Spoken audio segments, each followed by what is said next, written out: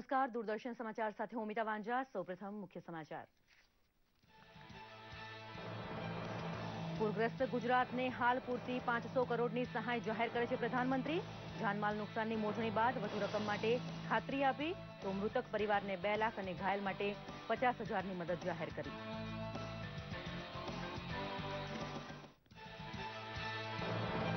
જળબંબાકાર બનેલા બનાસકાંઠા અને પાટણ પંથકનું હવાઈ નિરીક્ષણ કરવા ગુજરાત પહોંચ્યા પ્રધાનમંત્રી। રાહત અને બચાવ કામગીરીની સમીક્ષા માટે ઉચ્ચ અધિકારીઓ સાથે અમદાવાદ હવાઈ મથકે બેઠક યોજ્યા બાદ ડીસા પંથકની લીધી મુલાકાત।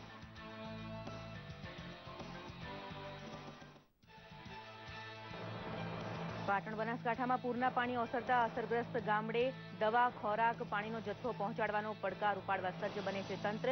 ગામે ગામથી હજારો ફૂડ પેકેટ પૂરગ્રસ્ત વિસ્તારમાં મોકલવાનો સેવા યજ્ઞ શરૂ કરી માનવ ધર્મ બજાવે છે ગુજરાત।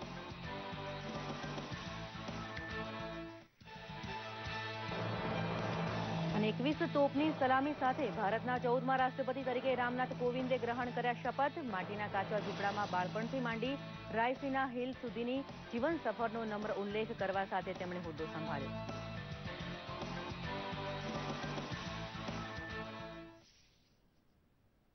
જોઈએ સમાચાર વિગતવાર। અભૂતપૂર્વ પૂર સંકટમાં ફસાયેલા ઉત્તર ગુજરાતને મદદરૂપ બનવાની ભાવના સાથે પ્રધાનમંત્રી મોદી તાબડતોબ અમદાવાદ પહોંચ્યા હતા। નવા રાષ્ટ્રપતિનો શપથવિધિ કાર્યક્રમ પૂરો થતાં જ પ્રધાનમંત્રી સીધા પાલમ હવાઈ મથકે હંકારી ગયા હતા અને હવાઈ દળના વિમાન દ્વારા અમદાવાદ પહોંચ્યા હતા। અમદાવાદ હવાઈ મથકે યોજાયેલી અત્યંત મહત્વની બેઠકમાં અતિવૃષ્ટિ તથા પૂર સંકટની વિગતોથી પ્રધાનમંત્રીને વાકેફ કરાયા હતા। ત્યારબાદ તેઓ હેલિકોપ્ટર દ્વારા બનાસકાંઠા અને પાટણ પંથકનું હવાઈ નિરીક્ષણ કરવા ઉપડ્યા ત્યારે મુખ્યમંત્રી વિજય રૂપાણી, નાયબ મુખ્યમંત્રી નીતિન પટેલ તથા પૂર્વ મુખ્યમંત્રી આનંદીબેન પટેલ હાજર હતા। જળબંબાકાર વિસ્તારોને નિહાળી અમદાવાદ પાછા ફરેલા પ્રધાનમંત્રીએ 500 કરોડનું પહેલું પેકેજ આપવાની જાહેરાત કરી હતી। भारत सरकार की तरफ से जहां अर्बन शहरी क्षेत्रों में इंफ्रास्ट्रक्चर का और घरों में पानी भरने के कारण व्यक्तिगत संपत्ति का, दुकानों की संपत्ति का जो नुकसान हुआ है, भारत सरकार की अर्बन टीम भी आएगी, उसका पूरा आकलन करेगी। ग्रामीण क्षेत्रों में भी भारी मात्रा में नुकसान हुआ है। ग्रामीण विभाग से जुड़े हुए अफसर भी तत्काल क्या मदद पहुंचाई सकते हैं। Short term measures, long term measures दोनों दृष्टि से प्रबंधन किया जाएगा। प्राकृतिक आपदा में किसानों को सबसे ज्यादा मुसीबत आती है। सभी इंश्योरेंस कंपनियां जो क्रॉप इंश्योरेंस से जुड़े हुए लोग हैं, उनका तुरंत आकलन करके आधुनिक टेक्नोलॉजी का उपयोग करते हुए उन किसानों को तत्काल इंश्योरेंस का लाभ मिले, उसके लिए प्रबंध करेंगे। जिन जिलों में, गांवों में, तहसीलों में इस वर्षा के तांडव के कारण जिस भी प्रकार की हानि हुई है, हर विषय में भारत सरकार पूरी मदद करेगी। भारत सरकार की सारी एजेंसीज जल्द से जल्द यहां पहुंच करके टीमों के साथ मिलकर के काम करेगी।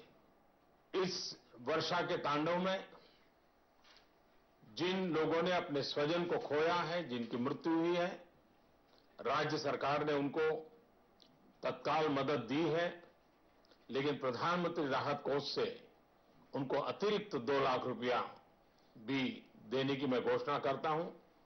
और जो इंजर्ड लोग हैं, उनके लिए राज्य सरकार ने जो दिया है, इसके उपरांत 50,000 रुपया भारत सरकार प्रधानमंत्री रिलीफ फंड से भी उनको दे दिया जाएगा। आने वाले दिनों में भारत सरकार की तरफ से स्टेट डिजास्टर रिलीफ फंड के लिए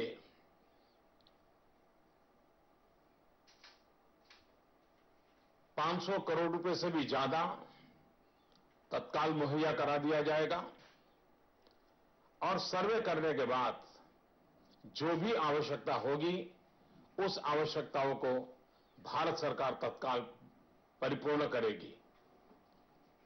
गुजरात के लोग आपत्तियों का सामना कर करके आगे बढ़ना भली भांति जानते हैं। मुझे विश्वास है इस मुसीबत को भी वे अवसर में पलट करके विकास की यात्रा को तेज करने में कहीं पर न रुकेंगे और न ही प्राकृतिक आपदाओं के सामने झुकेंगे। पशु मृत्यु और आरोग्य के विषय को लेकर के विशेष ध्यान देने के लिए मैंने कहा है और उसके लिए भारत सरकार भी आवश्यक सारी मदद करेगी। રાજ્યમાં સાર્વત્રિક વરસાદ વરસી રહ્યો છે। પાટણમાં વરસાદની સ્થિતિ શું છે તે અંગે વધુ માહિતી મેળવી અમારા પાટણના સંવાદદાતા ભરત ચૌધરી પાસેથી। જી ભરત, વરસાદની શું સ્થિતિ છે?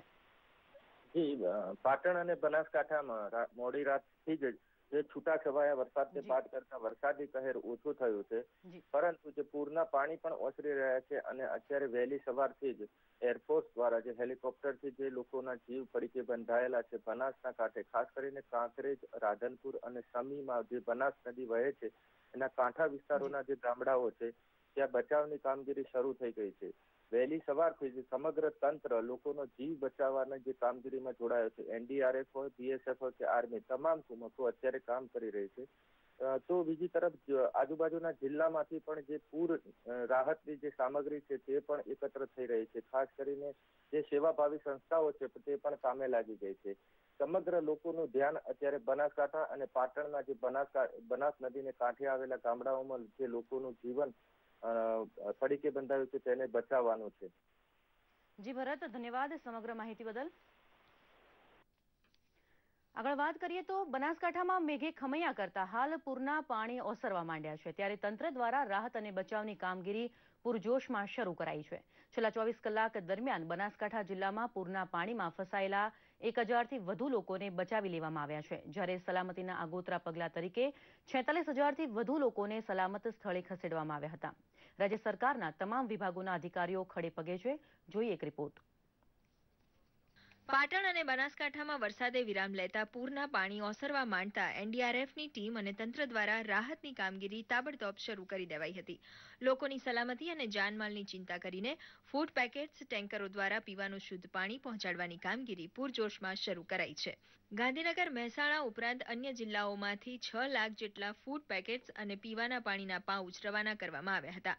તો અન્ય સામાજિક સંસ્થાઓ દ્વારા પણ ફૂડ પેકેજિંગ તૈયાર કરીને મોકલવામાં આવી રહ્યા છે। અમદાવાદ ગુરુકુળના વિદ્યાર્થીઓ દ્વારા 3000 જેટલા ફૂડ પેકેટ્સ તૈયાર કરી મોકલવામાં આવ્યા હતા। એને અહીંયા ગુરુકુળમાં સંતો, વિદ્યાર્થીઓ, યુવાનો દ્વારા ફૂડ પેકેટો અત્યારે તૈયાર કરવામાં આવે છે।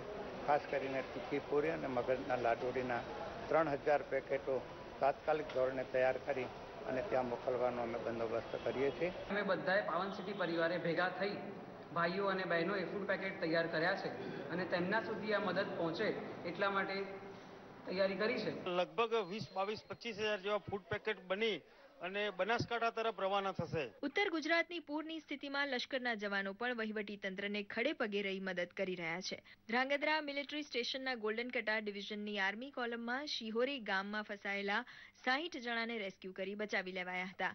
अन्य 50 ने पण सलामत रेस्क्यू करवानी कामगीरी हाथ धराई हती। आ उपरांत राधनपुरना मसली गामे फसायेला 20 लोको अने समी तालुकाना खरचारिया गामना 14 लोकोने एरफोर्सना हेलिकॉप्टरमां बचाववानी कामगीरी कराई हती।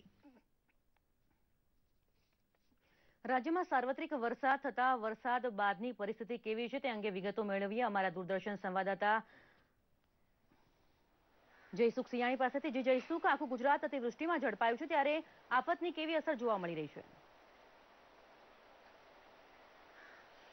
जी હું આપણા દર્શક મિત્રોને વાત કરું કે પાટણ અને બનાસકાંઠા જિલ્લાના ઘણા વિસ્તારોમાં ભારેથી અતિ ભારે વરસાદ પડવાથી પૂરની જે પરિસ્થિતિ સર્જાણી છે, જે પ્રભાવિત લોકો છે, પ્રધાનમંત્રી શ્રી નરેન્દ્ર મોદીએ ગઈકાલે આ પૂરગ્રસ્ત વિસ્તારોનું હવાઈ નિરીક્ષણ કર્યું હતું અને નુકસાની નજરે નિહાળી હતી. તેમણે મૃતકોના પરિવારને 2 લાખ રૂપિયાની સહાયની પણ ઘોષણા કરી હતી અને 500 કરોડનું એક સ્પેશિયલ પેકેજની જાહેરાત કરી હતી, જે આ પૂરગ્રસ્ત વિસ્તારો છે એના રાહત કાર્ય માટે. અને એમને એ પણ જણાવ્યું હતું કે જરૂરત પડશે તો પણ જાનમાલની નુકસાની સામે રાહત બચાવના પ્રયત્નો દરમિયાન જે જી જાનમાલની નુકસાની સામે જે ડિઝાસ્ટર મેનેજમેન્ટની જે ટીમો છે એને અત્યાર સુધીમાં લગભગ પૂરગ્રસ્ત વિસ્તારોમાંથી 43,000 જેટલા લોકોનું સ્થળાંતર કર્યું છે. અને જે એરક્રાફ્ટ છે, જે ડિઝાસ્ટર મેનેજમેન્ટ અને એરફોર્સના જે એરક્રાફ્ટ છે એના દ્વારા લગભગ 500 લોકોને એર શિફ્ટિંગ કરી અને સલામત સ્થળે ખસેડ્યા છે. એટલે હાલ જે વરસાદ ત્યાં ઓસરી રહ્યો છે ઉત્તર ગુજરાતના પાટણ અને બનાસકાંઠા જિલ્લામાં, તો રાહત કાર્ય ધીરે ધીરે નોર્મલ સ્થિતિ તરફ વળી રહ્યા છે. દરમિયાન હવામાન ખાતાએ આગાહી આપી છે કે ઉત્તર ગુજરાતમાં ભારે વરસાદ પડવાની હવે ઓછી સંભાવના છે, પણ સૌરાષ્ટ્રના કેટલાક વિસ્તારોમાં ભારેથી અતિ ભારે વરસાદ પડી શકે છે. જો ત્યાં ભારેથી અતિ ભારે વરસાદ પડશે તો ત્યાં પણ પૂરની પરિસ્થિતિનું પણ નિર્માણ થઈ શકે તેવું છે. દરમિયાન અમદાવાદ એરપોર્ટનો જે રનવે છે, દરમિયાન ભારે વરસાદના લીધે જે અમદાવાદ ઇન્ટરનેશનલ એરપોર્ટનો જે રનવે છે તે ડેમેજ થયો છે. તેને કારણે એર ઇન્ડિયાની 2 ફ્લાઇટો ને મુંબઈ ડાયવર્ટ કરવામાં આવી છે. અમદાવાદમાં હાલ વરસાદ નોર્મલ છે અને જે મહેસાણા અને ધરોઈ ડેમના ઉપરવાસના વિસ્તારોમાં જે ભારે વરસાદ પડવાથી ધરોઈ ડેમનું જે પાણી છોડવામાં આવ્યું હતું આશરે લગભગ 1,48,000 જે સાબરમતી. સમાચારમાં આગળ વાત કરીએ તો ભારતના 14મા રાષ્ટ્રપતિ તરીકે રામનાથ કોવિંદની શપથવિધિ નિહાળનાર દુનિયાને આપણી લોકશાહીની પરિપક્વતાનો પરચો મળી ગયો છે. કાનપુર પાસેના નાના ગામડે ગાર માટીના કાચા ઝૂંપડામાં બાળપણ વીત્યું હોય તેવા વિરલાને સર્વોચ્ચ પદ ઉપર સેવા કરવાની તક મળે તેને લોકશાહીનો પ્રતાપ ગણવો પડે.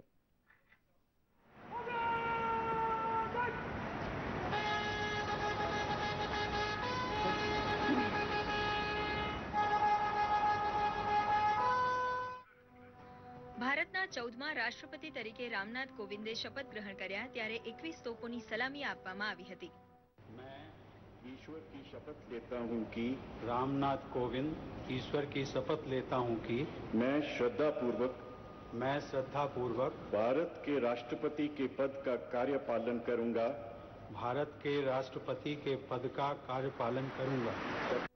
ભારતના મુખ્ય ન્યાયાધીશ જે.એસ. ખેર દ્વારા તેમને સંસદના સેન્ટ્રલ હોલમાં શપથ લેવડાવવામાં આવ્યા ત્યારે નિવૃત્ત થતા રાષ્ટ્રપતિ પ્રણવ મુખર્જી, ઉપરાષ્ટ્રપતિ ડોક્ટર હમીદ અંસારી, લોકસભા અધ્યક્ષ સુમિત્રા મહાજન, પ્રધાનમંત્રી નરેન્દ્ર મોદી, પૂર્વ પ્રધાનમંત્રી ડોક્ટર મનમોહન સિંહ તથા એચ.ડી. દેવેગૌડા, ભાજપ પ્રમુખ અમિત શાહ, કોંગ્રેસ प्रमुख सोनिया गांधी हाजिर હતા. मुझे भारत के राष्ट्रपति पद का दायित्व सौंपने के लिए मैं आप सभी का हृदय से आभार व्यक्त करता हूं.